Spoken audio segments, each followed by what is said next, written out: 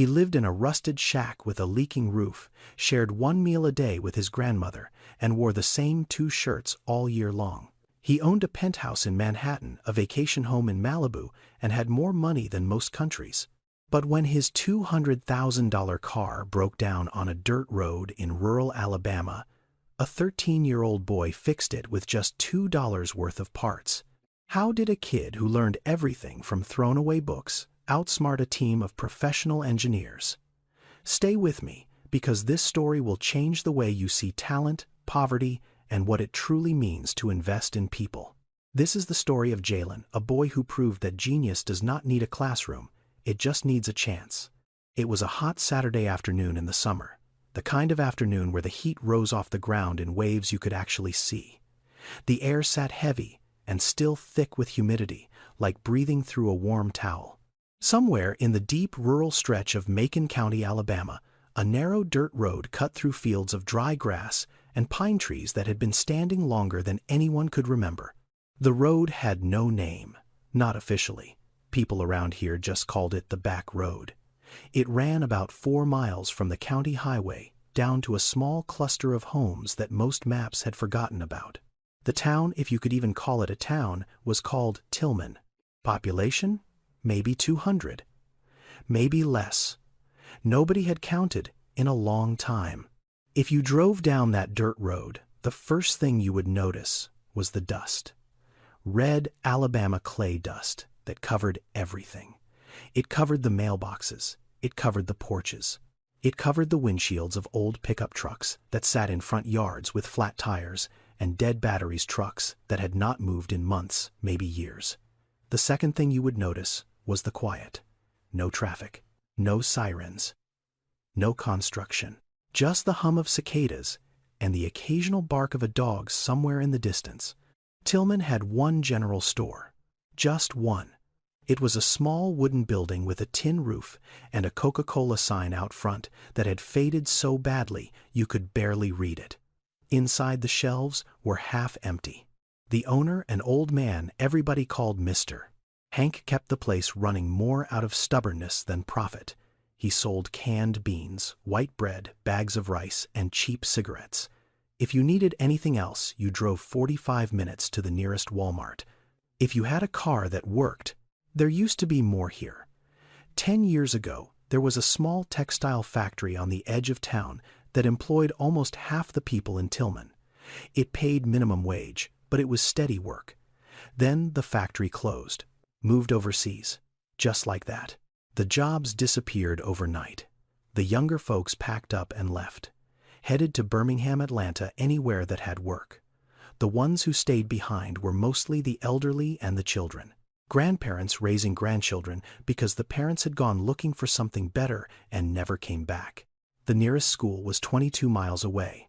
The bus came every morning at 6:15, rain or shine, and brought the kids back by 4 in the afternoon. But the school itself was struggling. Overcrowded classrooms, outdated textbooks, no science lab, no computer room. In cities like New York or San Francisco, kids were learning to code before they could drive. In Tillman, kids were lucky if they had a working calculator.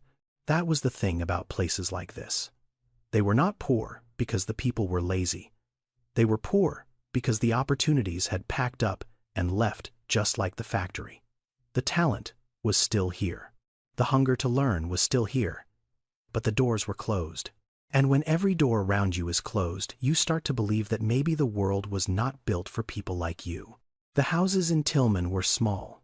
Most of them were old wooden structures painted white or blue a long time ago, but the paint had cracked and peeled so much that the bare wood showed through like scars. Porches sagged in the middle. Screen doors hung crooked on their hinges. Yards were patches of dirt and crabgrass bordered by chain-link fences that leaned at angles. But there was something else about Tillman that outsiders never saw. There was pride here. Quiet pride. The kind that showed up in the way Miss Della kept her front porch swept clean every single morning, even though no one ever visited. The kind that showed up in the way Mr. Hank still opened his store at 7 a.m. sharp, even on days when he knew he would not sell more than $10 worth of goods. The kind that showed up in the way grandmothers ironed their grandchildren's school clothes the night before, pressing the creases sharp because looking neat was one thing poverty could not take away from you. Tillman was forgotten, but it was not empty. There was life here. Stubborn, quiet, dignified life. And in this forgotten village behind a crumbling house at the very end of the back road, there was a small, rusted tin shed. The shed leaned slightly to one side like it was tired of standing. Its walls were patched with scrap metal and old license plates. A piece of blue tarp covered a hole in the roof. Inside that shed, something extraordinary was happening, and no one in the world knew about it yet. The shed belonged to a boy named Jalen Tate, 13 years old, small for his age with narrow shoulders and long fingers that always seemed to be reaching for something. His skin was dark brown smooth except for a small scar on his left forearm where he had burned himself on a hot exhaust pipe 2 summers ago. He wore the same rotation of clothes every week. 2 t-shirts, 1 pair of jeans, 1 pair of shorts. His sneakers had holes near the toes, and he had stuffed them with newspaper to keep the rocks out. But his hands told a different story. They were the hands of someone who worked, calloused at the fingertips, nails short and stained with grease that no amount of soap could fully remove. There was always a faint smell of motor oil on him like it had seeped into his skin and become part of who he was. Right now, Jalen was sitting on an overturned milk crate inside the shed bent over a small electric fan that had stopped working 3 days ago. The fan belonged to his grandmother. It was the only fan in the house, and in Alabama summer heat, that fan was not a luxury. It was survival. Jalen held a screwdriver in his right hand and a pair of needle-nose pliers in his left. He had already removed the back cover and the blade assembly. Now he was studying the motor, turning it slowly, examining the wiring with the focus of a surgeon looking at an X-ray. He found it. A small cylindrical piece attached to the motor by 2 thin wires. One of the wires had come loose. The piece was called a capacitor. It was the part that gave the motor the initial jolt of energy it needed to start spinning. Without it, the motor just sat there. It had the power, it had the wiring, but it could not start, like a runner at the starting line who never hears the gunshot. Jalen knew this because he had read about it. Not in a classroom. He had never had a teacher explain how a motor worked. He had learned it from a book he found in a box outside the public library in town. The library had been cleaning out old donations, and someone had tossed a stack of books into a cardboard box by the dumpster. Most of them were romance novels and outdated travel guides. But buried at the bottom, Jalen found a thick paperback with a torn cover. Auto Repair for Dummies. He took it home and read it cover to cover. Twice. That book was now taped together with duct tape and sitting on a shelf inside the shed right next to a water-stained copy of Basic Electrical Circuits and a library book on small engine maintenance that was 3 years overdue. The walls of the shed were covered in pencil drawings. Not art. Diagrams. Engine diagrams. Wiring diagrams. A 4-stroke engine cycle drawn in 4 panels, each one labeled in Jalen's careful handwriting. Intake, compression, power, exhaust. Next to it a diagram of a basic alternator with arrows showing the direction of current flow. On the wooden shelves that Jalen had built himself from scrap lumber parts were organized with a neatness that would have surprised anyone who saw the outside of the shed. Bolts in one jar, nuts in another, washers sorted by size, spark plugs, some used, some still good. A collection of wires, connectors, fuses, and switches all salvaged from broken appliances and dead cars that people in Tillman had thrown away. To anyone else, it was junk. To Jalen, it was a library. Jalen. A voice called from the house. Strong. Sharp. The kind of voice that had been calling children inside for decades and was not about to be ignored. Yes, ma'am, Jalen called back without looking up. Dinner's ready. Come wash your hands. 5 more minutes, Grandma. I almost got it. You said 5 more minutes 20 minutes ago. Get in here before this food gets cold. You cannot eat engine parts, Jalen. Jalen smiled to himself. He carefully reconnected the loose wire to the capacitor, twisted it tight with the pliers, and gave it a gentle tug to make sure it held. Then he plugged the fan into the extension cord that ran from the house. He pressed the button. The fan hummed to life. The blades spun slowly at first, then picked up speed until they were whirring smoothly, pushing warm air around the shed. Jalen sat back on his milk crate and watched the fan spin for a moment. A small, quiet smile spread across his face. Not a proud smile, not a boastful one, just the smile of someone who had figured something out. Someone who had solved a puzzle that the world never even asked him to solve. Jalen did not know the word engineer, but that is exactly what he was. He unplugged the fan, picked it up carefully, and carried it inside. His grandmother was standing at the stove. Her name was Opal Tate. She was 67 years old, a small woman with silver hair pulled back tight and reading glasses that always sat low on her nose. She wore a faded house dress and slippers that whispered against the kitchen floor as she moved. Her hands were strong and worn the hands of a woman who had spent her life working, sewing, cooking, cleaning, holding things together when everything around her was falling apart.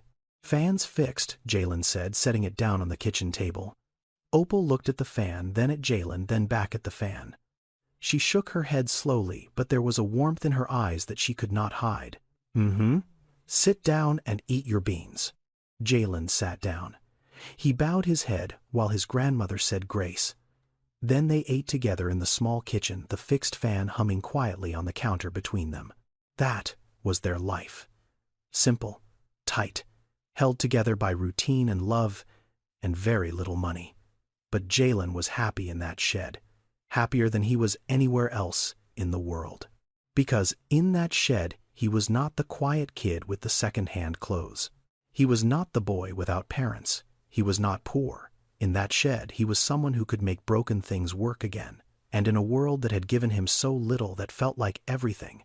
Now, miles away from Tillman on a smooth 4-lane highway just outside Birmingham, a very different world was moving at 70 miles per hour. Inside a black Mercedes AMG GLE, the air conditioning hummed at exactly 68 degrees. Soft jazz played through 12 speakers. The leather seats were cool and firm. The dashboard glowed with blue light, and a small screen showed a map with a blue line stretching from a rural area south of Montgomery all the way to the Birmingham Shuttlesworth International Airport. Behind the wheel sat a man named Wendell Hayes, 45 years old, broad-shouldered, clean-shaven. His skin was deep brown, and his hair was cut close and neat with just the first touches of gray at the temples. He wore a white dress shirt that cost $400. The collar unbuttoned the sleeves, still crisp even after a long day. On his left wrist, a Patek Philippe watch caught the afternoon light every time he moved his hand. Wendell's right hand rested on the steering wheel. His left hand tapped against his thigh in a slow, restless rhythm. Not to the music, to something else. Something in his mind that would not settle. His phone sat in the center console, and a voicemail was playing through the car speakers.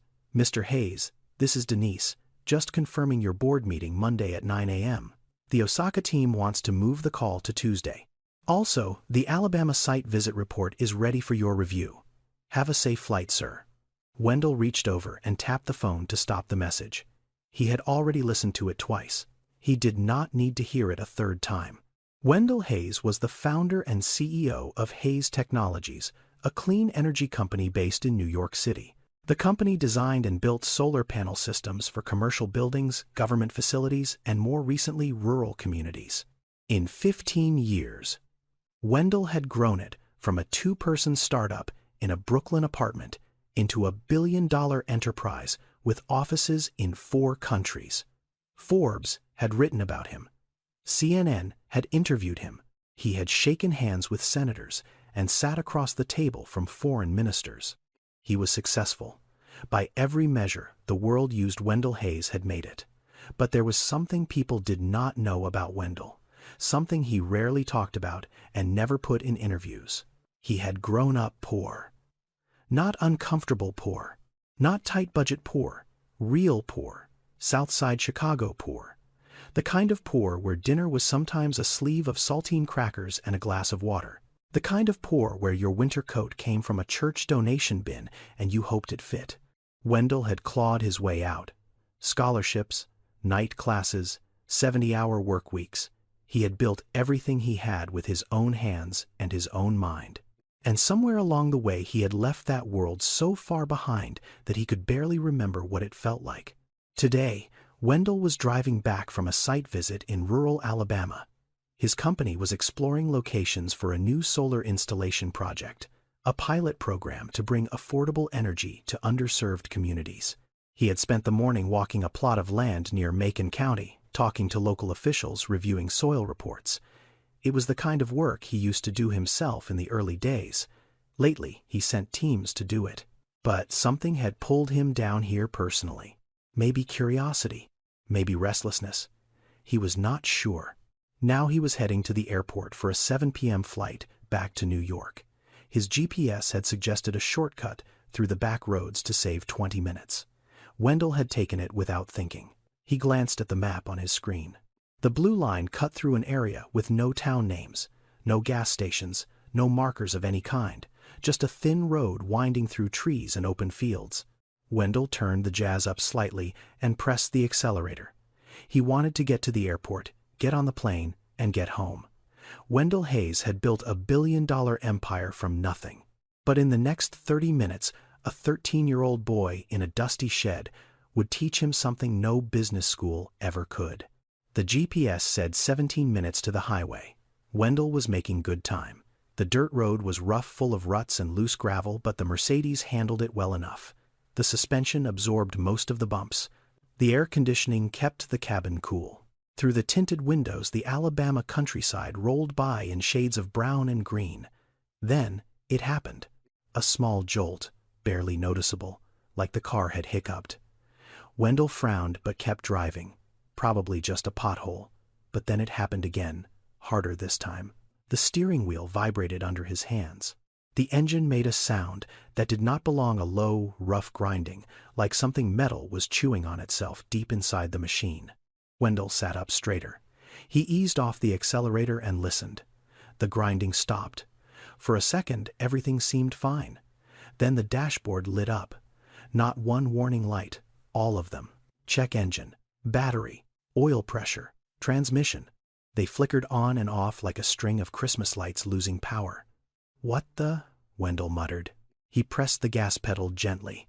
The car lurched forward, then hesitated. The engine stuttered. The RPM needle jumped up, dropped to 0, jumped again. The car was fighting itself. No, no, no, no. Wendell gripped the wheel with both hands. He pressed the accelerator again. Nothing. The engine coughed once, twice, and then went completely silent. The dashboard went dark. The air conditioning stopped. The Jazz stopped. Everything stopped. The Mercedes rolled forward on its own momentum, slower and slower, until it came to a quiet stop on the side of the dirt road. Silence. Wendell sat there for a moment, both hands still on the wheel, staring straight ahead. The only sound was the ticking of the engine cooling down and the buzz of insects outside. He turned the key. Nothing. Not even a click. He turned it again. Same thing. The car was completely dead. $200,000 of German engineering, and it sat there on a dirt road in rural Alabama like a very expensive paperweight.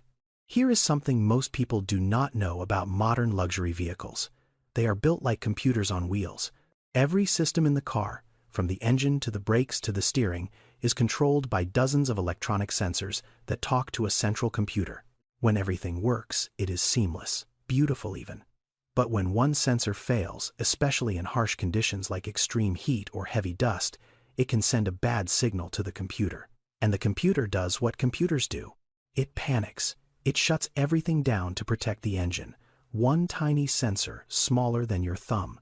That is all it takes to turn a $200,000 machine into a piece of metal that will not move. Wendell did not know any of this. He just knew his car was dead. He pulled out his phone. No signal, not one bar. He held the phone up toward the windshield. Nothing. He opened the door and stepped outside, holding the phone above his head, like people do when they are desperate. Still nothing. He tried calling roadside assistance. Call failed. He tried his assistant Denise. Call failed. He tried 911. Call failed. "You have got to be kidding me," Wendell said out loud. He looked around. The road stretched in both directions, empty and still. No houses, no power lines, no other cars, just red dirt, dry grass, and pine trees standing like silent witnesses. The sun was directly overhead now, and the heat was brutal. The kind of heat that sits on your shoulders and pushes down. Within 2 minutes of standing outside, Wendell felt sweat sliding down his back, soaking through his $400 shirt. He walked to the front of the car and popped the hood. The engine stared back at him, a maze of metal, plastic covers, wires, and hoses. He had no idea what he was looking at. He reached in and touched a hose. It was hot. He pulled his hand back. He poked at a few wires. Nothing happened. He stared at the engine for a long time, as if staring hard enough might reveal the problem. It did not. Wendell Hayes had built a company worth $3 billion. He had negotiated contracts with some of the most powerful people on the planet. He had stood on stages in front of thousands and spoken without a single note. But standing in front of this engine on this empty road in this heat, he felt something he had not felt in a very long time: helpless. He loosened his collar. Then he pulled off his watch and dropped it into his pocket. Then he rolled his sleeves up past his elbows.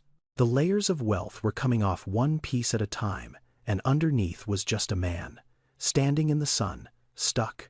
20 minutes passed, then 30, then 40. Wendell leaned against the side of the car, arms crossed, jaw tight. His shirt was damp with sweat. His shoes were covered in red dust. His phone sat on the roof of the car, useless. He had checked it every 2 minutes for the past half hour. Still no signal. For the first time in years, Wendell Hayes could not solve a problem by making a call, writing a check, or giving an order. Money meant nothing out here. Power meant nothing. His name meant nothing.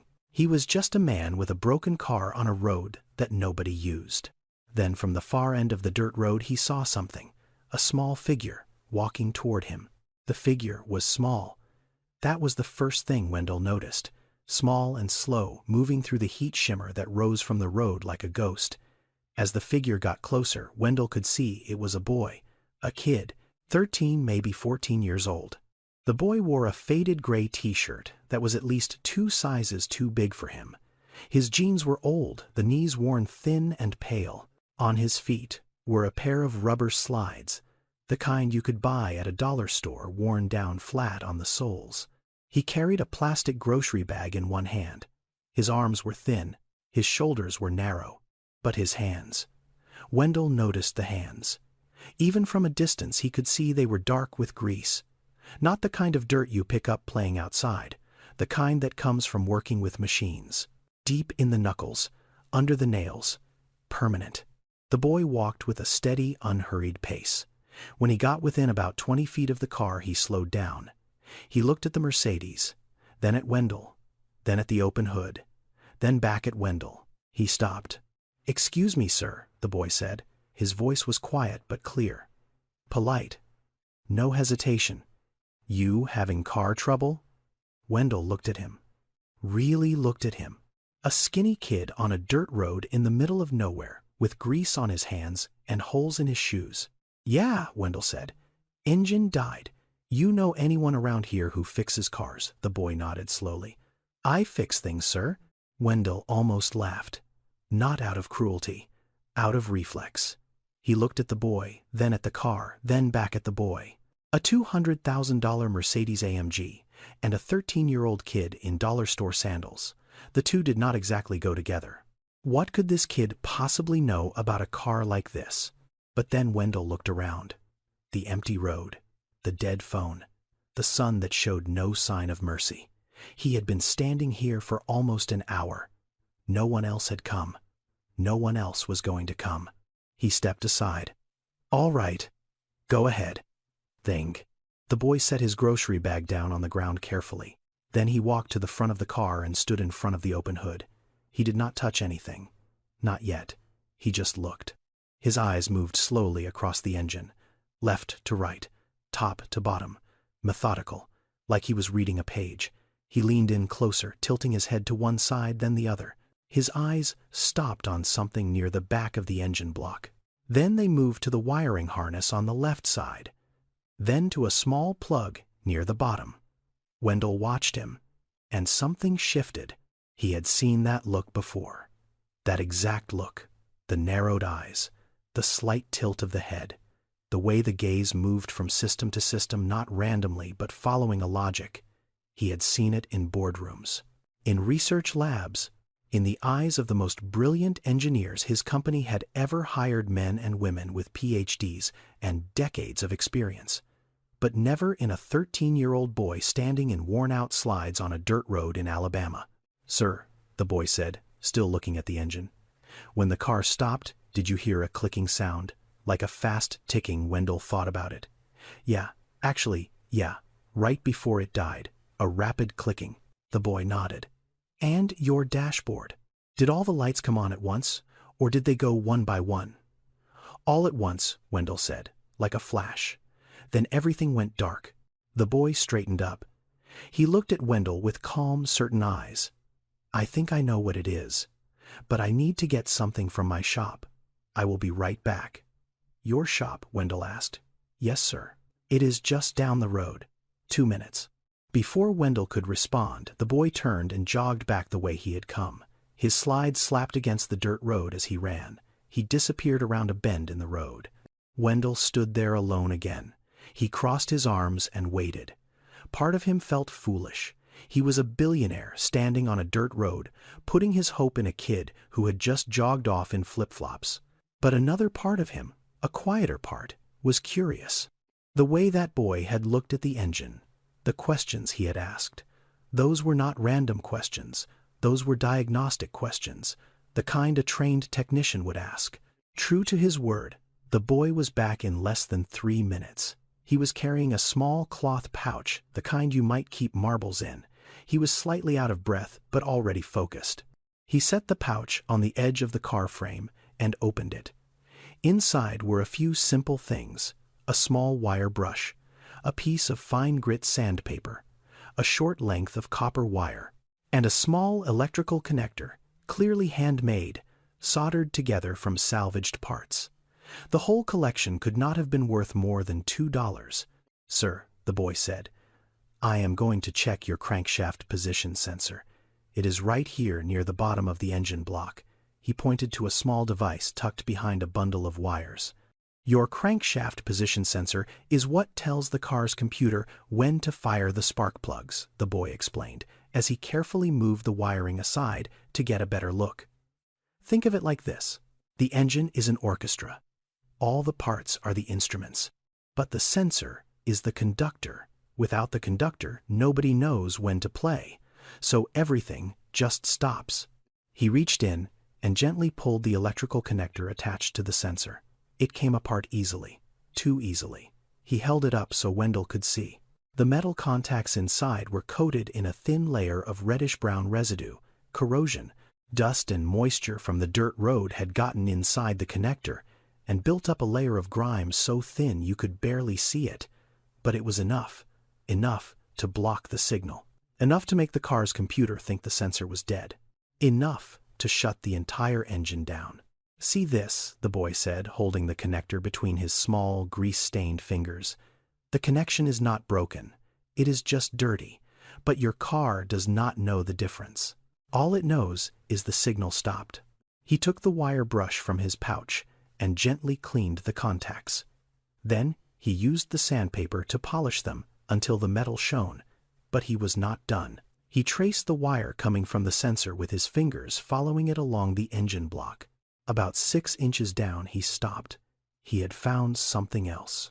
"Here," he said quietly, "the signal wire has a small break in the insulation. See, right here. The copper inside is not cut, but the exposed part has been touching the engine block. That is creating a short. Even if the connector was clean, this would still cause problems." He cut out the damaged section of wire with a small pocket knife, stripped both ends, and spliced in his own copper wire, wrapping the connection tight. Then he covered it with a piece of electrical tape from his pouch. He reconnected the sensor with his handmade connector, pressed it firmly into place, and gave it a gentle tug to make sure it held. The whole thing took 8 minutes. The boy stepped back from the engine and wiped his hands on his jeans. "Try starting it now, sir." Wendell looked at him. He looked at the engine. He looked at the small cloth pouch with its $2 worth of parts. Then he walked to the driver's seat and sat down. He turned the key. The engine roared to life. Smooth, clean, strong. Like nothing had ever been wrong. The dashboard lit up normally. The air conditioning kicked on. The jazz came back through the speakers. Wendell sat there for a moment, both hands on the wheel staring straight ahead. Then he stepped out of the car and looked at the boy. Then at the engine. Then back at the boy. "You fixed it," he said. His voice was quiet, almost a whisper. "You actually fixed it." The boy nodded. A small nod. Not proud, not boastful, just matter of fact. "It was just a bad connection, sir. And a short in the wire. Small things." A $200,000 car, defeated by a $2 connector, fixed by a boy who had never set foot inside a real garage. Wendell stood there for a long moment. He did not speak. Something was happening inside his chest. Something warm and unfamiliar, like a door opening to a room he had forgotten existed. Then he reached into his back pocket and pulled out his wallet. It was a slim leather wallet, Italian-made, the kind that held nothing but hundreds. He opened it and pulled out 5 crisp $100 bills. $500. He held them out toward the boy. "Take this," Wendell said. "You earned it, seriously." The boy looked at the money. His eyes stayed on it for a few seconds. $500. That was more money than he had ever seen in one place. That was months of groceries. That was new shoes for him and medicine for his grandmother. That was a lifetime of copper wire and salvaged parts. He looked at the money, and then he shook his head. "No, sir," the boy said quietly. "Thank you, but I cannot take it." Wendell blinked. "What? Why not? You just saved me out here." The boy hesitated. He looked down at his slides, then back up at Wendell. "My grandma says if you charge money for helping someone who is stuck, you are not helping. You are doing business." He paused. "And I was not doing business, sir. I was just helping." Wendell froze. He stood there on that dirt road with $500 in his outstretched hand, and he could not move. He had met hundreds of people in his life. Executives, politicians, investors, people who smiled to your face and calculated your net worth behind your eyes. Everyone always wanted something. Everyone always had an angle. Everyone always had a price. But not this boy. This 13-year-old kid, in worn-out slides and a t-shirt 2 sizes too big, had just fixed his car in 8 minutes and was refusing $500 because his grandmother taught him the difference between helping and doing business. Wendell lowered the money, slowly. He put it back in his wallet, and he looked at the boy with different eyes. "What is your name?" Wendell asked. "Jalen, sir. Jalen Tate." Jalen, Wendell repeated. "Where did you learn to do that?" "To fix engines like that," Jalen shrugged. "Books mostly. I found some at the library, and sometimes I watch videos on YouTube when I can get to the library's Wi-Fi. But mostly, I just take things apart and figure out how they work. I have been doing it since I was little." Wendell stared at him. "You taught yourself all of that?" "Yes, sir." Wendell did not pull out more money. He did not offer a handout. Instead, he reached into his shirt pocket and took out a business card. Simple, white, black letters. Hayes, Technologies, Wendell Hayes, CEO. But he did not say what the man in the other story said. He did not tell the boy to come to his office. He did not invite him to the city. Instead, Wendell said something different. "Jalen, can I come back tomorrow? I would like to see your workshop, where you fix things." Jalen looked confused. No one had ever asked to see the shed before. People in the village knew about it, but nobody cared. It was just a shed, just a kid messing with junk. "My workshop," Jalen said. "Yes," Wendell said, "if that is all right with you." Jalen looked at the business card. He turned it over in his greasy fingers.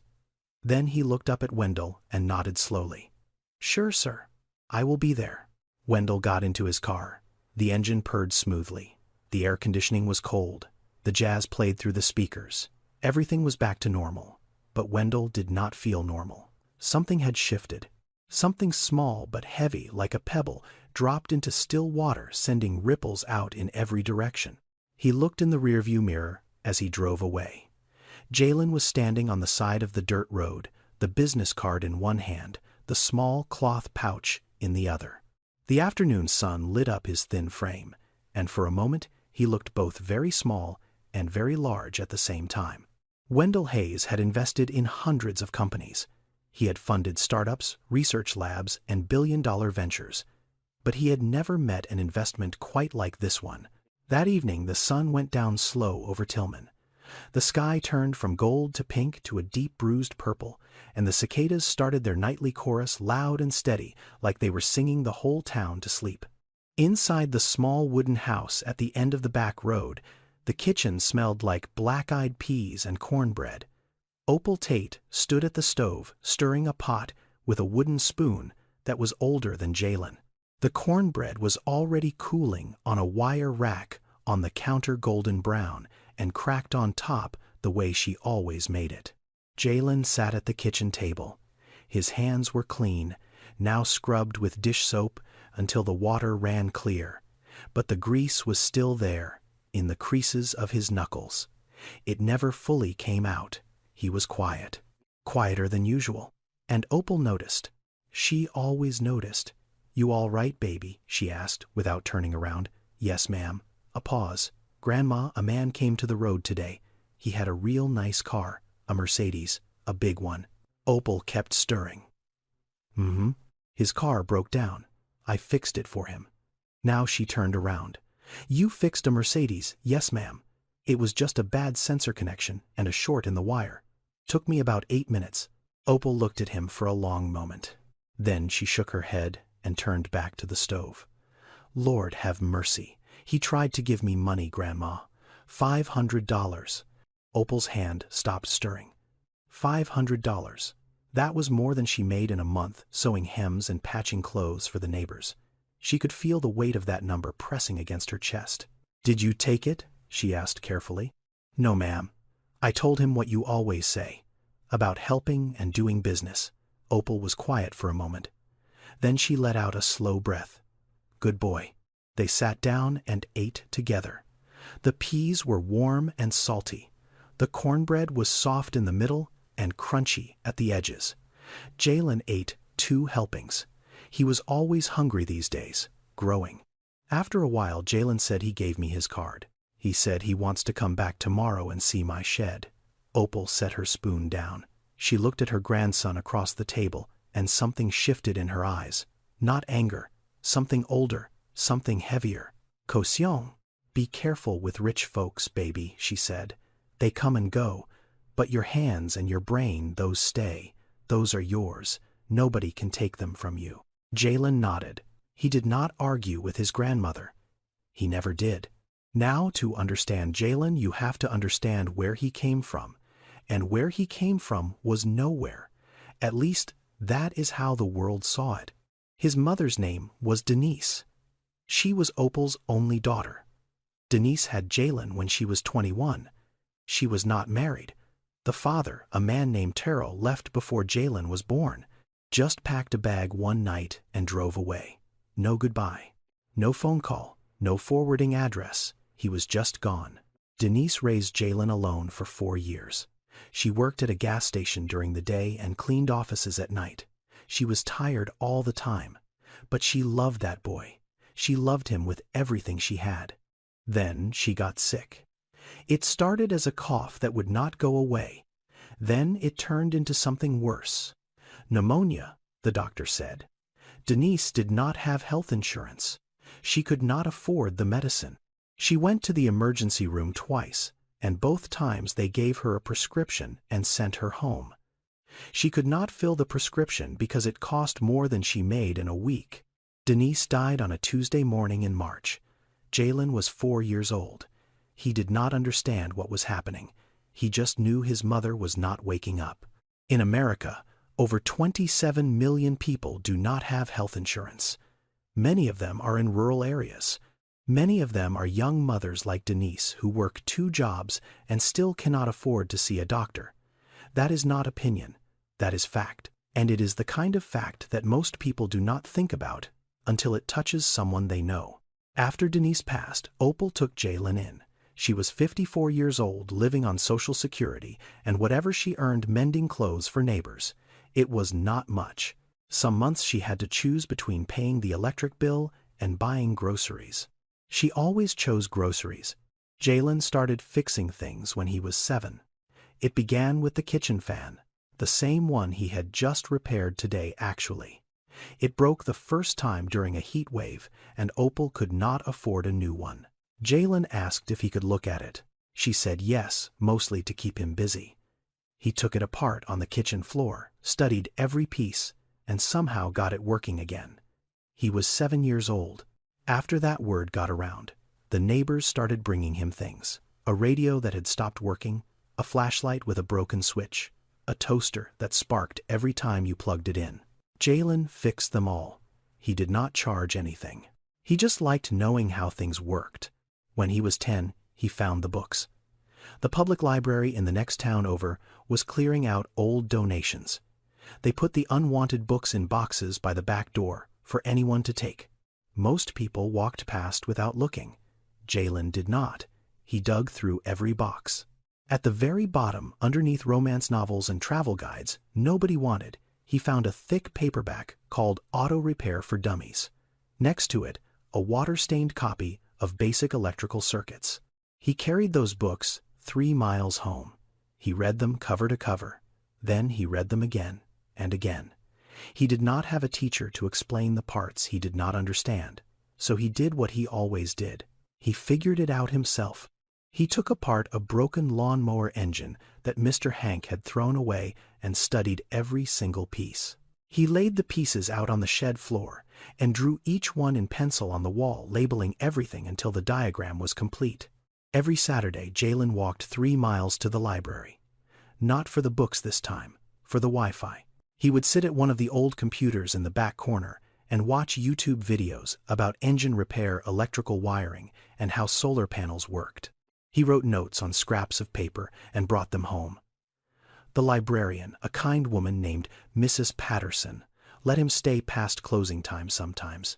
She never asked why a 13-year-old was watching videos about alternators and voltage regulators. She just let him learn. In America, there are over 7 million children growing up in rural poverty.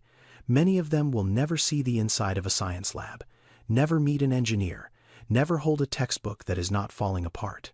But that does not mean they do not have the mind for it. It just means no one is looking. Jalen was one of those children, brilliant, hungry to learn, invisible to the world. That night, Jalen lay on his small bed in the room he shared with the water heater. The bed frame was made of metal, and it squeaked every time he moved. His pillow was flat, his blanket was thin, but the room was his. He held up the business card Wendell had given him. In the dim glow of the porch light coming through the window, he could read the words, Hayes Technologies, CEO, Wendell Hayes. Below that, a phone number and an address in New York City. Jalen did not know what Hayes Technologies was. He did not know that the man who had stood on that dirt road was worth more than $3 billion. He did not know any of that. All he knew was that today, for the first time in his life, someone had looked at the things he built in that shed and had not laughed.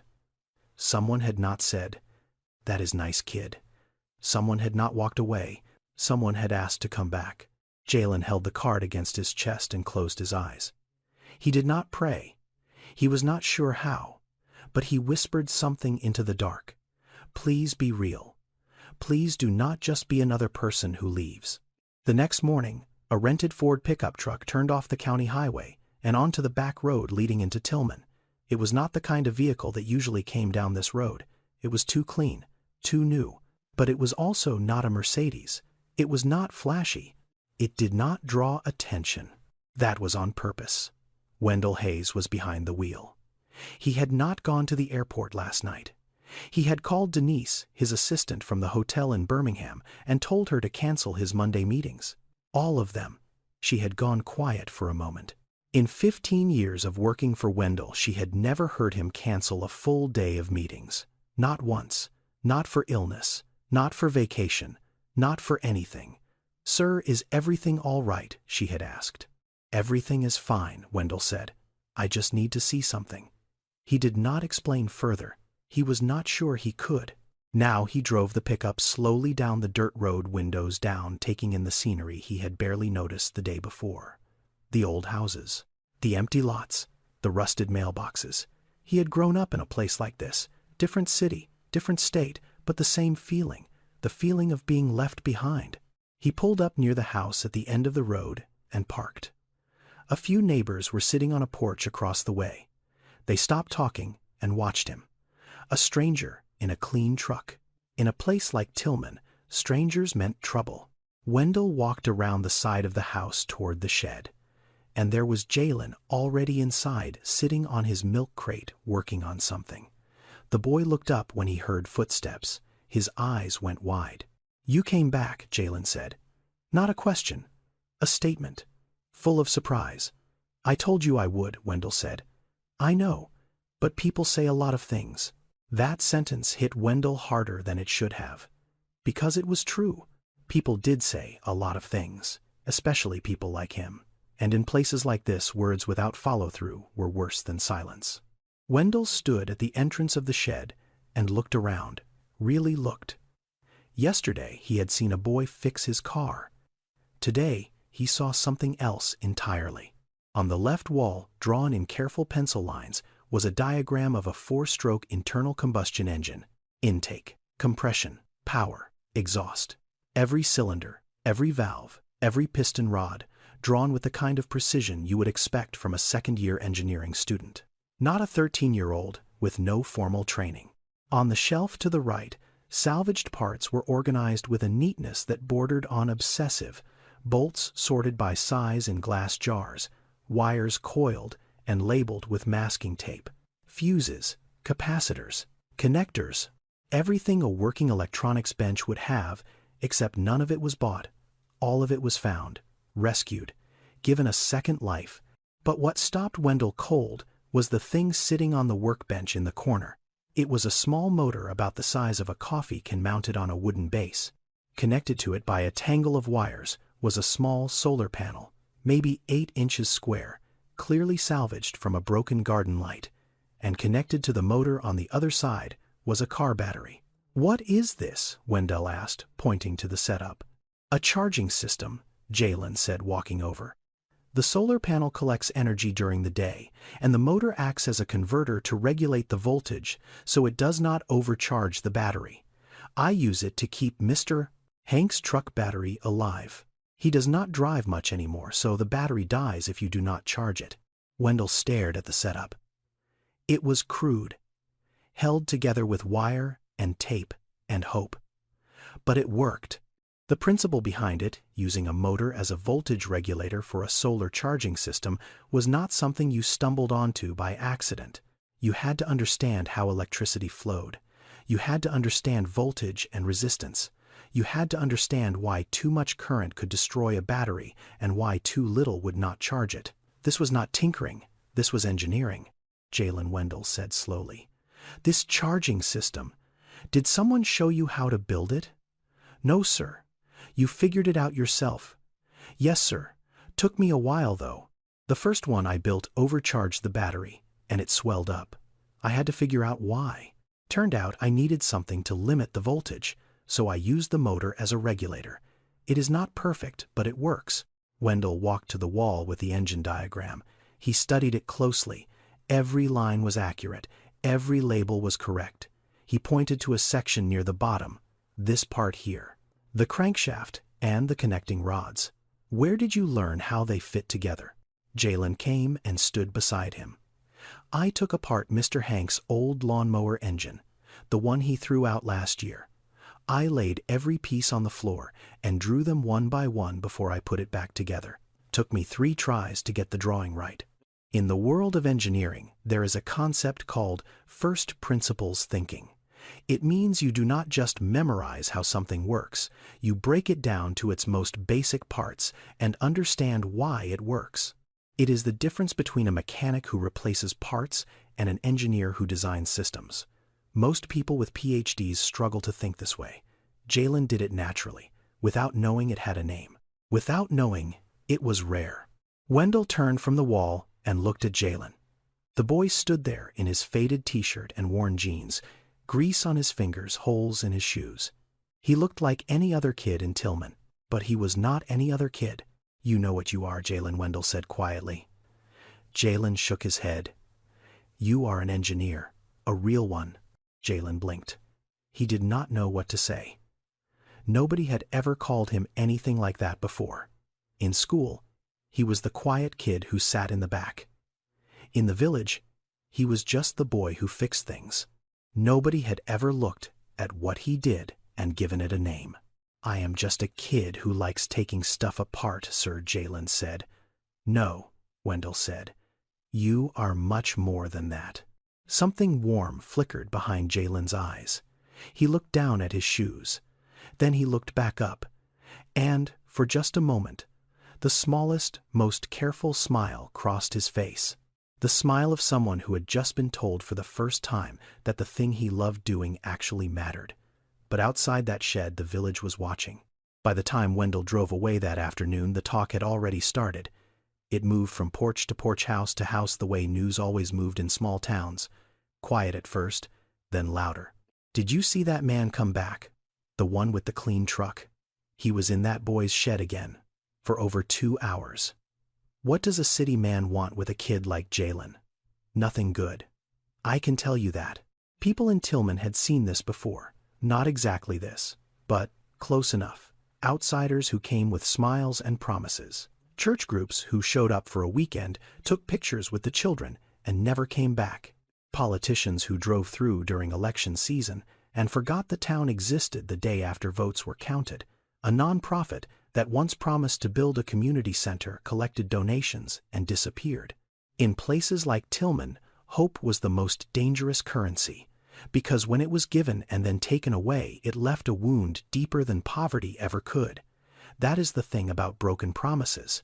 They do not just disappoint people. They teach people not to trust. And once that lesson is learned, it is almost impossible to unlearn. Mr. Clyde Robinson lived 2 houses down from Opal. He was 73 years old, a retired handyman with bad knees and strong opinions. He had known Opal for over 40 years. That evening he walked over to her porch and sat down in the chair next to hers without being invited. That was how things worked between old neighbors. Opal, he said, getting straight to the point. Who is that man coming around to see your boy? Opal was shelling peas into a bowl on her lap. She did not look up. His name is Wendell Hayes. He says he is some kind of businessman. Businessman, Clyde repeated. He said the word like it tasted bad. And what does a businessman want with Jalen? He says he wants to help. Clyde leaned forward. You watch out, Opal. Rich people do not come to places like this to help. They come to take. They always take. Opal did not respond. She just kept shelling peas, but her hands moved a little faster, a little harder. That was how you knew something was bothering Opal Tate. Her hands told the truth, even when her mouth stayed shut. That night, Opal lay awake in bed. She thought about Jalen, about the light in his eyes when he talked about that man and his car, about the business card sitting on the kitchen table. She thought about her daughter Denise, who had trusted a man once and been left alone. She thought about Jalen's father, who had promised to stay and vanished like smoke. She had raised this boy from the time he was 4 years old. She had fed him, clothed him, held him when he had nightmares, walked him to the bus stop every morning. She had done it all on a Social Security check and the few dollars she earned sewing. She had never asked for help. Not once. Because every time someone offered help, it came with strings, or it came with a time limit, or it just did not come at all. The next time Wendell drove into Tillman, Opal was waiting on the porch. She stood up when he pulled in. She did not smile, she did not wave. She just stood there with her arms crossed and her jaw set. Wendell got out of the truck and walked toward the house. He could tell immediately that something had changed. The warmth from his last visit was gone, replaced by something solid and cold. "Good morning, Mrs. Tate," Wendell said politely. "Mr. Hayes," Opal said. Her voice was even, controlled. "Before you go back to that shed, I need to talk to you." "Of course, ma'am." They stood on the porch. Opal did not invite him inside. That told Wendell everything he needed to know. "What do you want with my grandson, Mr. Hayes?" she asked. Direct. No softness. "I want to help him, ma'am. He has a remarkable gift." "People have said that to me before," Opal said. Her eyes did not blink. About his mother. About his father. Help never stayed long. Wendell opened his mouth to respond, but Opal was not finished. I have watched people come into this town with their big smiles and their big words. I have watched them make promises to children who believed every word, and I have watched those same children sit on these porches waiting for someone who never came back. Her voice did not waver. I will not let that happen to Jalen. Not again. Not while I am still breathing. Wendell stood very still. He did not interrupt. He did not defend himself. He just listened, because he understood something in that moment. Something important. In Opal's world, a rich man saying, "I want to help," was not a comfort. It was a threat. It meant hope. And hope in a place where hope had been broken 100 times before was the most dangerous thing you could offer. Mrs. Tate Wendell said carefully, "I hear you, and you are right to protect him. You do not know me. You have no reason to trust me." He paused. "I grew up on the south side of Chicago. My mother raised me alone. We did not have much. I know what it feels like to have someone promise something and then disappear. I am not going to do that." Opal studied his face. She had spent 67 years reading people. She could tell when someone was performing and when someone was telling the truth. This man's eyes did not flinch. But she did not soften. "Not yet. Words are easy, Mr. Hayes," she said. "Time is what tells the truth." Wendell nodded. "Then give me time, ma'am. That is all I am asking." Opal looked at him for a long, silent moment. Then she uncrossed her arms. She did not smile. But she did not send him away either. "Jalen is in the shed," she said, and then she turned and walked inside. Wendell stood on the porch alone. He took a slow breath. He had closed deals worth hundreds of millions of dollars. He had negotiated with boards of directors and heads of state. But that conversation with a 67-year-old woman on a creaking porch in rural Alabama was the hardest negotiation he had ever faced. Because Opal was not protecting money. She was not protecting a company.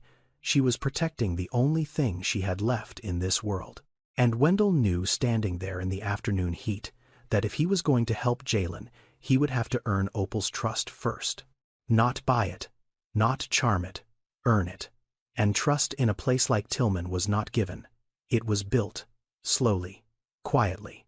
One kept promise at a time. 2 weeks after Wendell's last visit, the water stopped.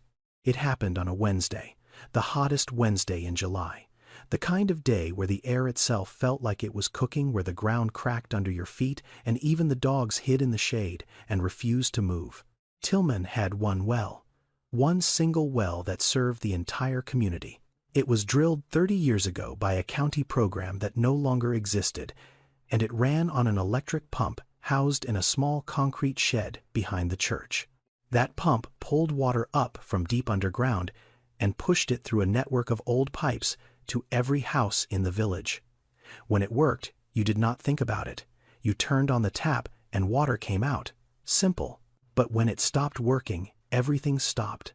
Miss Della turned on her kitchen faucet that morning, and nothing came out. Not a trickle, not a drop.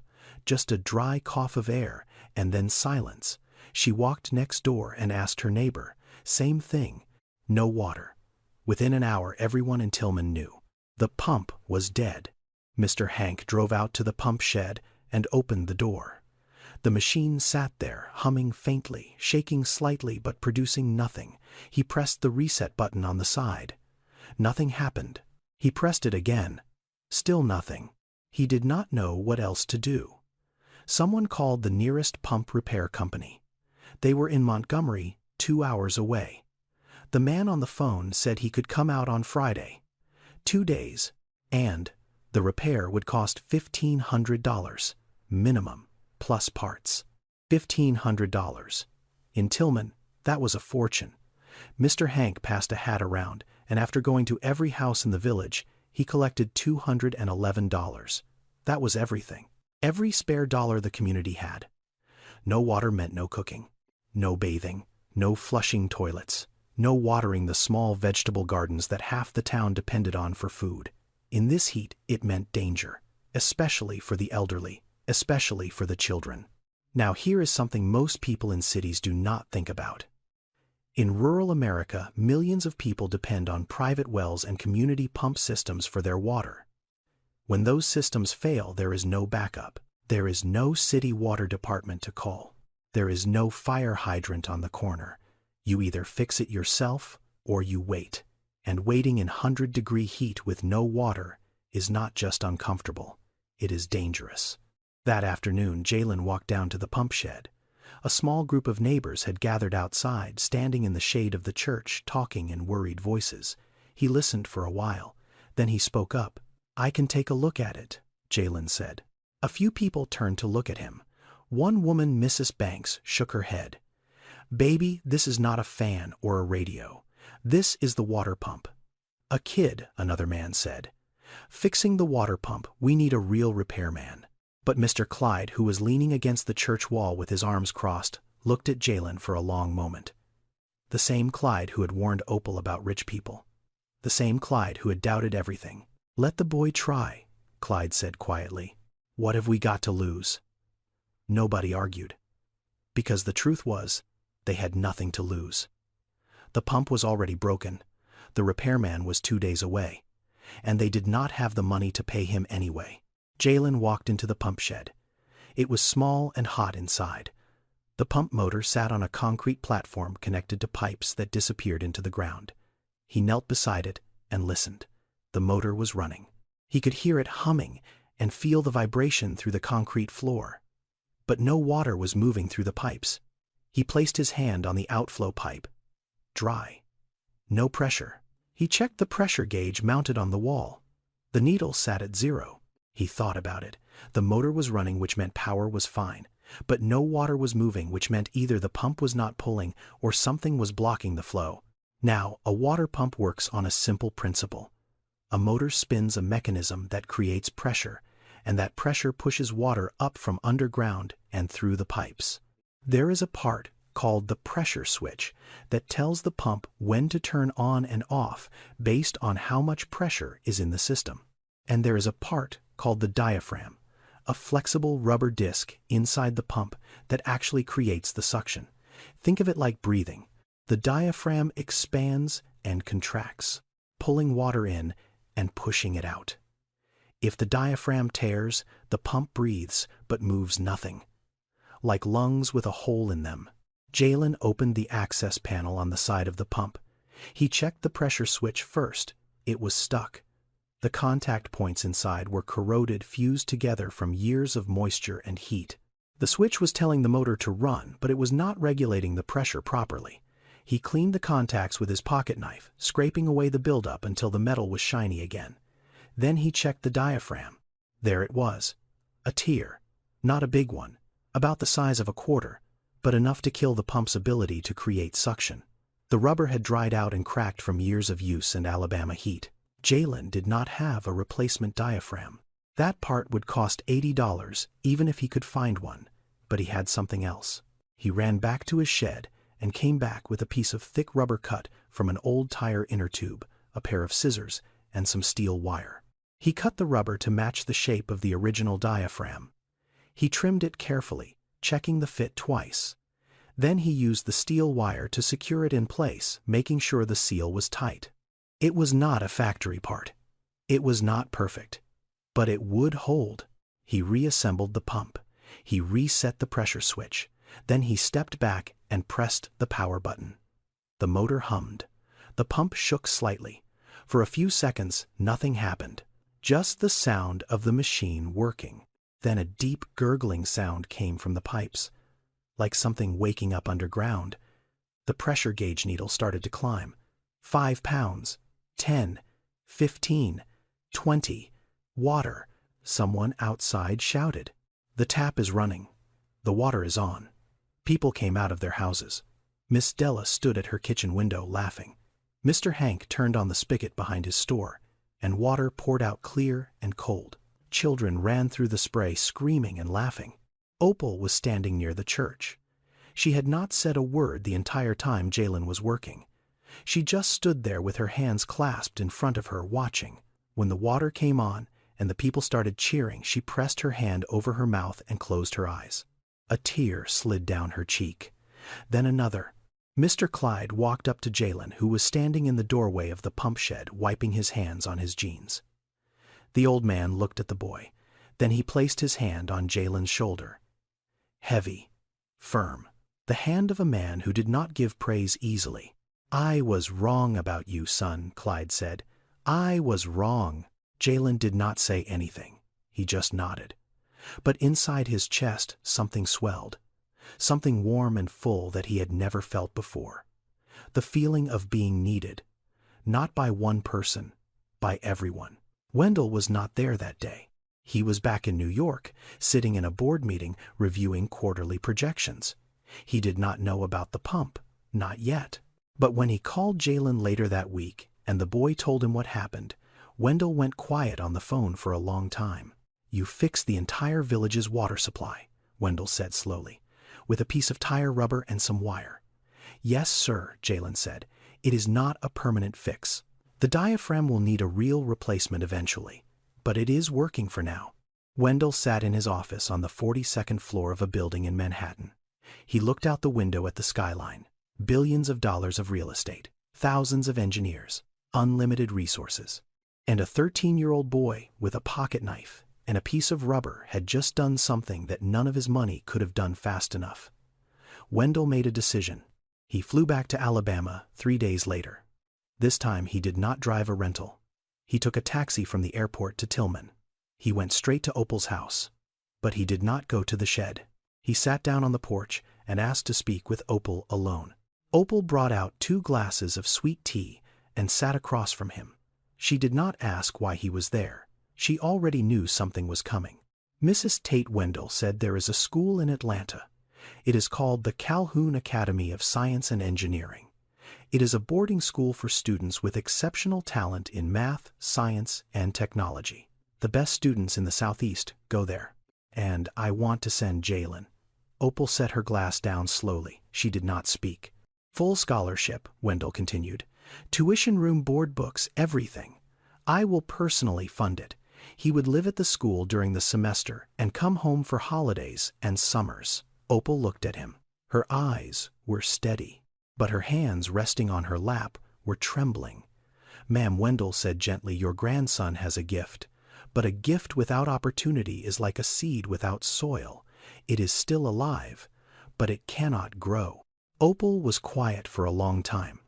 The kind of quiet that fills a room and makes everything else stop. Then she spoke. "And what happens when the soil dries up, Mr. Hayes? When you lose interest and move on to the next project, what happens to my boy then?" Wendell leaned forward. "I understand why you would ask that. And you deserve an honest answer." He paused. "When I was 14 years old, I lived in a 2-room apartment on the south side of Chicago with my mother. I had nothing. No father, no money, no future that anyone could see. But I had a teacher. His name was Mr. Givens. He taught math. And one day he pulled me aside after class and said, 'Wendell, you are too smart to stay here. Let me help you.' He helped me apply for a scholarship. He wrote the letters. He drove me to the interview. And because of that one man, I got out. I went to college. I built a company. I built a life." Wendell's voice was thick. "I am not going to pretend I am doing this for selfless reasons. I am doing this because someone did it for me. And if I do not do it for someone else, then everything Mr. Givens invested in me dies with me." Opal looked at him. She saw something she had not seen before. Not the businessman, not the billionaire. She saw the boy from Chicago, the one who had been saved by a single act of faith from someone who believed in him. She was quiet for another moment. Then she said, "You bring him back every summer. And you call me every Sunday. That is my condition." "Yes, ma'am," Wendell said. "Every summer, every Sunday. You have my word. Then we will talk to Jalen." They found him in the shed, of course. He was rewiring a broken flashlight for Miss Della. He looked up when they walked in and immediately knew something was different. His grandmother's eyes were red. Wendell's face was serious but soft. Wendell explained the offer.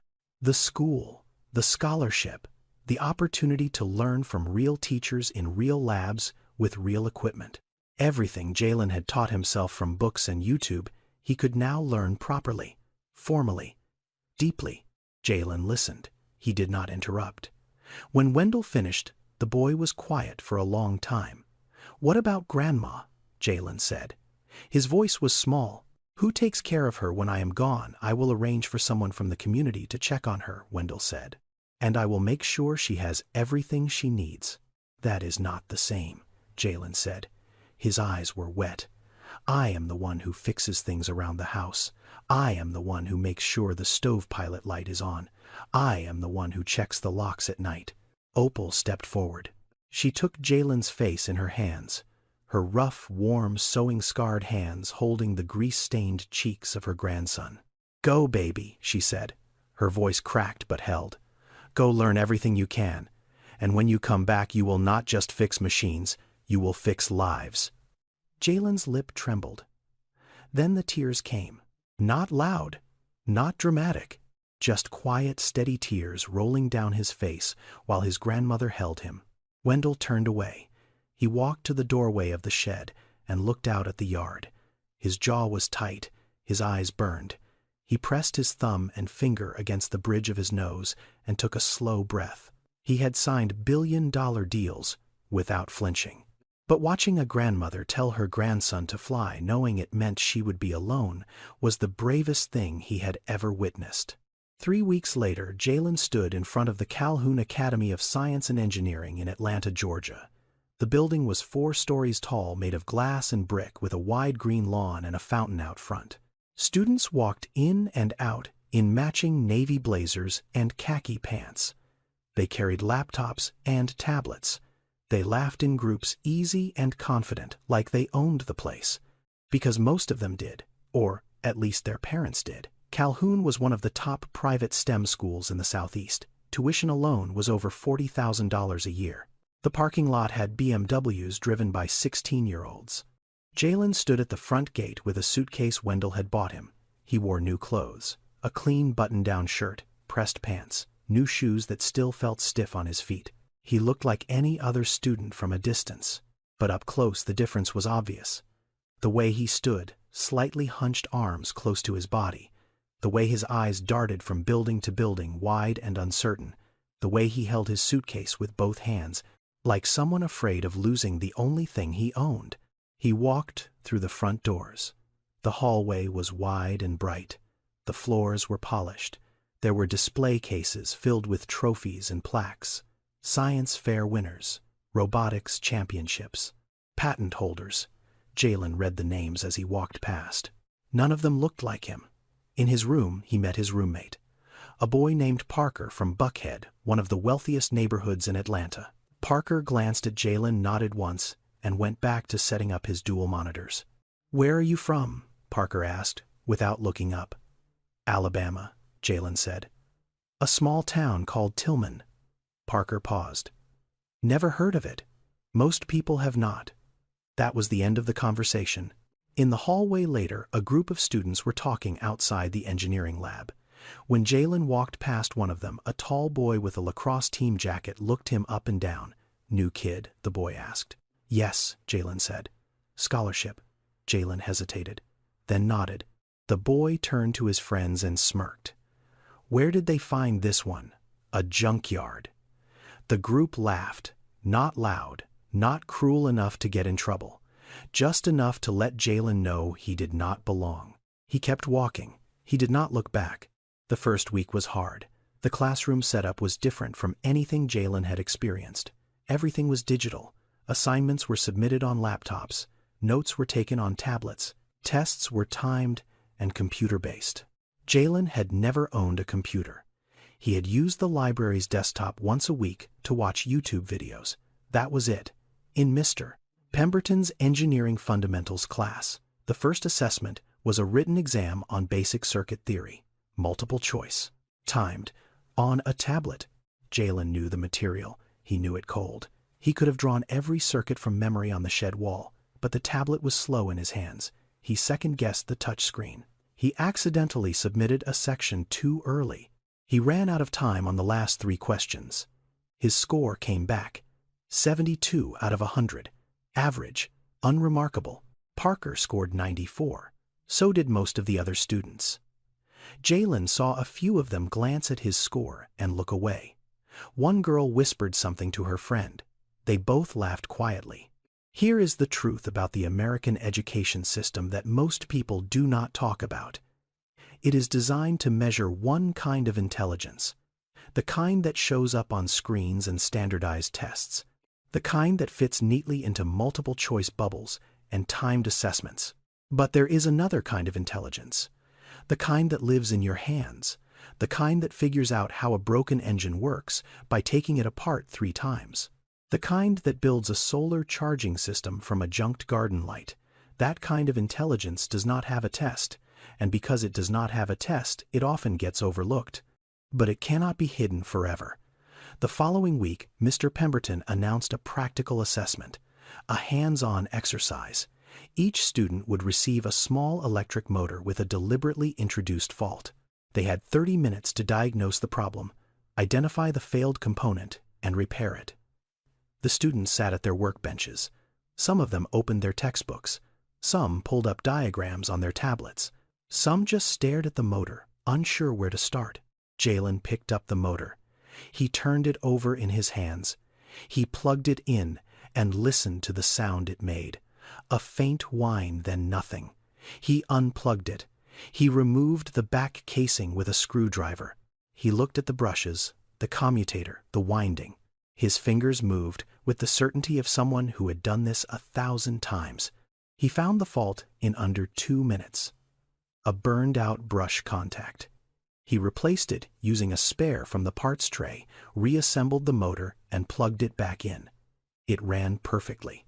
7 minutes, total, from start to finish. Mr. Pemberton walked over. He looked at the running motor. He looked at Jalen. He checked his watch. "You are done?" Mr. Pemberton asked. "Yes, sir." Mr. Pemberton looked around the room. The other students were still working. Most had not even opened their motors yet.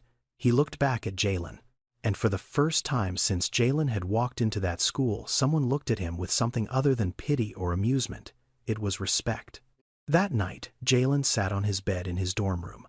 Parker was asleep already, headphones on laptop still open. Jalen took out the old phone Wendell had given him and dialed his grandmother's number. It rang 3 times. "Hello, baby," Opal said. Her voice sounded far away. Tired, but warm. "Hi, Grandma. How is school?" Jalen was quiet for a moment. He thought about the exam he had barely passed. The boys who laughed. The girl who whispered. The junkyard comment. Then he thought about the motor. 7 minutes. Mr. Pemberton's face. "It is hard," Jalen said, "but I am learning." "You want to come home?" Opal asked. No judgment, just love. Jalen looked out the window at the Atlanta skyline, a world of glass and light, 1,000,000 miles from the shed in Tillman. "No, Grandma," he said. "I want to stay. I just need to learn their way of doing things." He paused. "But I am not forgetting ours." Opal smiled on the other end of the line. He could not see it, but he could hear it. "That is my boy," she said softly. "That is my boy." 6 months passed, and in those 6 months Jalen transformed. He still struggled with the digital side of things. Typing was slow, software took time, but his hands, his mind, his ability to see a problem and break it down to its bones that only got sharper. Mr. Pemberton started using Jalen's practical work as examples in class. The students who had laughed at him in September were asking him for help by February. But Jalen was working on something bigger, something personal. The school's annual Science and Engineering Fair was the biggest event of the year. Companies sent recruiters. Universities sent admissions officers. Scholarships were handed out on the spot. For most students, it was a chance to show off. For Jalen, it was something else entirely. His project was a portable water filtration system designed for rural communities without access to clean water.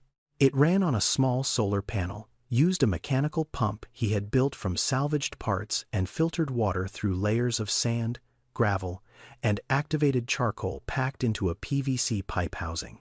The whole thing could be built for under $75. And it worked. He had designed it thinking about Tillman, about the well that broke, about the 2 days without water in 100-degree heat, about the $1,500 nobody had. He had solved a problem that was real to him. Not theoretical, not abstract. Real. The night before the fair, Jalen was in the school workshop putting the final touches on his display board. His phone buzzed. It was Wendell.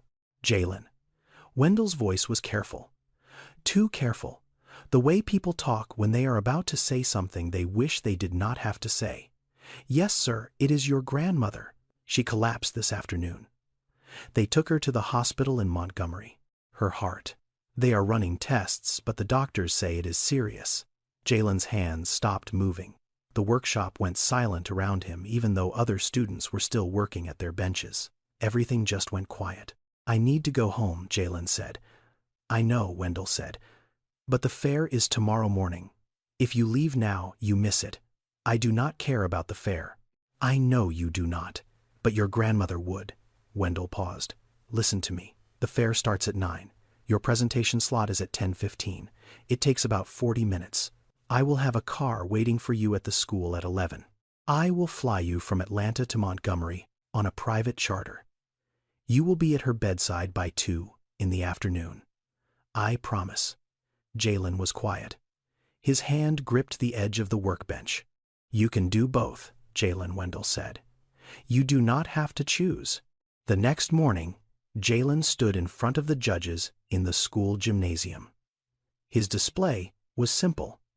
No fancy animations, no expensive materials, just a working prototype on a folding table, a hand-drawn diagram, and a boy in a borrowed blazer who knew exactly what he was talking about. He did not start with data. He started with a story.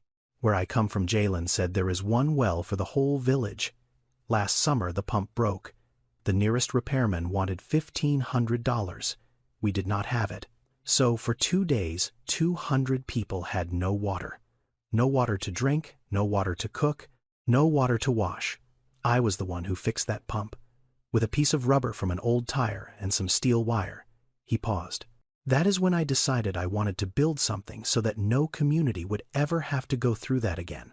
He explained the system, how the solar panel powered the pump, how the filtration layers worked, how the whole thing could be assembled by anyone with basic tools. He showed the cost breakdown. $73.40. He showed the water quality test results. Clean, every time. The gymnasium was quiet when he finished.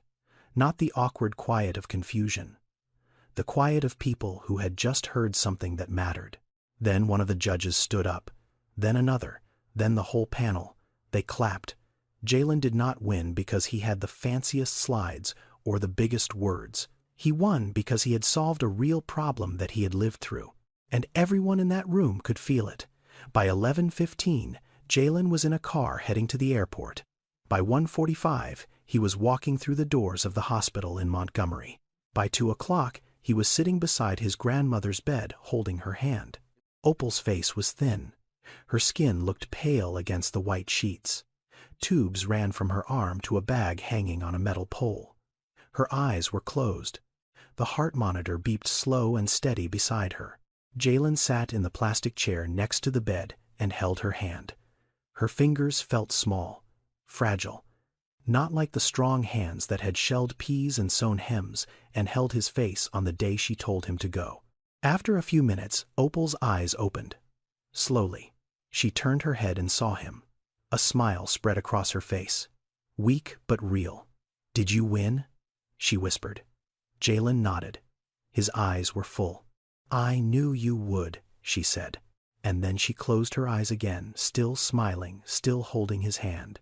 9 years later, on a warm May afternoon, Jalen Tate walked across the stage at Georgia Institute of Technology and received his degree in mechanical engineering. He was 22 years old. In the audience, 2 people sat together in the front row, Wendell Hayes in a navy suit clapping with both hands above his head, and beside him in a wheelchair with a blanket over her knees, Opal Tate. 76 years old, frail, tired, but there. She had told the doctors she was going to that graduation if they had to carry her there on a stretcher. They did not argue. When Jalen walked off the stage with his diploma, he went straight to his grandmother. He knelt beside her wheelchair and placed the diploma in her lap. "This is yours, Grandma," he said, "every page of it." Opal held the diploma with trembling hands. She could not read the words through her tears. She just held it against her chest and nodded. After graduation, Jalen received offers from 3 major engineering firms. Good salaries, big cities, corner offices. He turned them all down. Instead, he went home, back to Tillman, back to the dirt road, back to the shed. But the shed was different now. With funding from Wendell and prize money from the science fair and 2 grants Jalen had written himself, the old rusted tin shed had been rebuilt. Expanded. Equipped. It had workbenches, tool sets, a small computer lab, and a library of engineering books. A sign hung above the door, painted in clean black letters on a white board. The shed. Free vocational training for rural youth. Jalen ran it himself. 3 days a week he taught classes. Basic mechanics, electrical wiring, solar energy, water systems. Kids came from Tillman and from the surrounding towns. Some walked. Some got rides from their grandparents. They came in with dirty hands and curious eyes, the same way Jalen had once sat on a milk crate in that same spot taking apart a broken fan. One afternoon, about a year after the shed opened, a small boy appeared at the door. He was maybe 8 or 9 years old. His clothes were patched and dusty. His shoes were too big for his feet. His fingers were stained with something dark. Mud, maybe. Or grease. He stood at the doorway and looked inside with wide eyes. He looked at the tools, the workbenches, the diagrams on the walls. "Excuse me, sir," the boy said. His voice was quiet but clear. "Can you teach me how to fix things?" Jalen looked at the boy, and for a moment he was not standing in the shed anymore. He was standing on a dirt road in the summer heat, 13 years old, holding a cloth pouch with $2 worth of parts, looking up at a man in an expensive shirt who had just asked to see his workshop. Jalen smiled. "Come on in," he said. "Let me show you something." From the doorway, Wendell Hayes watched. He had driven down from New York for the week. He stood leaning against the doorframe with his arms crossed, and he watched Jalen guide the boy to a workbench and put a screwdriver in his hand. Wendell thought about that afternoon 9 years ago. The dirt road, the dead engine, the boy with the grease-stained fingers who had fixed his car and refused $500. He thought about Opal on the porch with her arms crossed. He thought about the pump that saved the village. He thought about the science fair, the hospital room, the graduation. He had invested in hundreds of companies in his career. Startups, factories, research labs, deals worth millions, deals worth billions. But the best investment he ever made cost him nothing. It just required him to stop his car, step out into the heat, and listen to a boy that the rest of the world had overlooked. Later that evening, Jalen and Wendell sat on the porch of the old house. Opal was inside resting. The sun was going down slow the way it always did in Tillman, painting the sky in shades of gold and pink. "Any regrets?" Wendell asked. Jalen was quiet for a moment. He looked out at the yard, at the shed, at the dirt road that stretched out into the fading light. "Just one," Jalen said softly. "I wish my mom could see this." Wendell placed his hand on Jalen's shoulder. Firm. Steady. The hand of someone who had become more than a mentor. More than a sponsor. Something closer to family. "She can," Wendell said quietly. "She can." They sat there in the warm evening air as the last light faded from the sky. 2 people from different worlds who had found each other on a broken road. And in the silence, the cicadas began to sing. Sometimes the smallest acts create the biggest changes. Jalen did not fix Wendell's car that day expecting anything in return.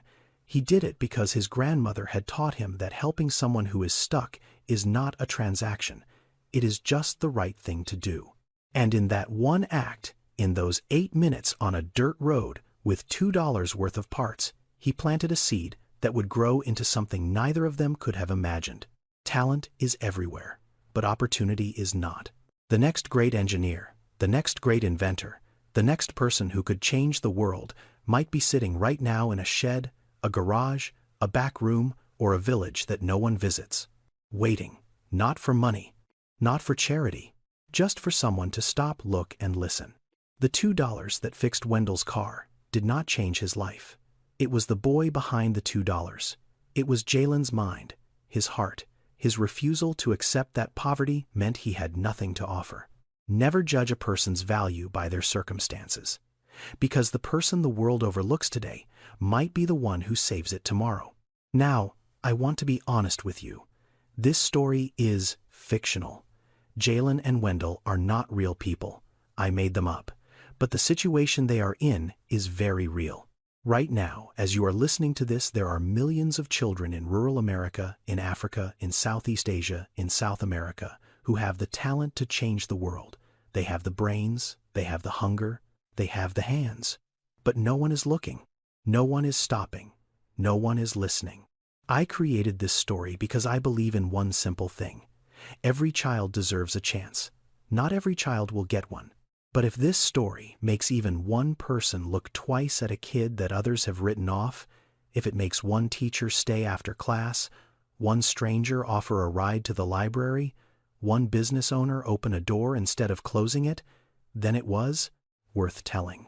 That is why I make these videos. Not because the stories are real, but because the message behind them is. So tell me in the comments, have you ever met someone whose talent surprised you? Someone the world had overlooked? Someone who fixed something, built something, knew something that they had no business knowing?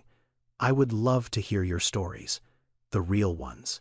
And if you know a young person who needs to hear this, someone who feels invisible, someone who thinks their talent does not matter because they do not have the right school or the right zip code, share this video with them. Sometimes a story is all it takes to remind someone that they matter. If you are new here, please subscribe to this channel and turn on the notification bell. There is another powerful story coming very soon, and I do not want you to miss it. And remember this: the biggest investments are not made with money. They are made with attention, with time, with the simple decision to stop, look, and listen. God bless you all, and may you always have the eyes to see the genius that others miss.